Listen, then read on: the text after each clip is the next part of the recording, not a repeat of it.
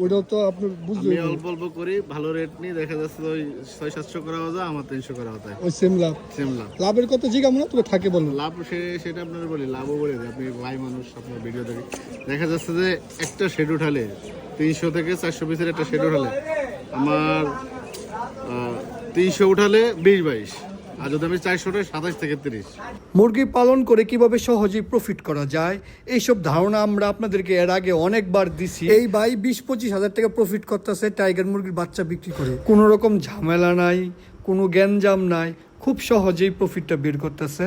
আমরা এটার বিষয়ে একটা পরিপূর্ণ ভিডিও করছি, পাবলিশ করবো, তাহলে আপনারা আবার দেখতে পারবেন কিভাবে ঝামেলা ছাড়া প্রফিট করা যায়।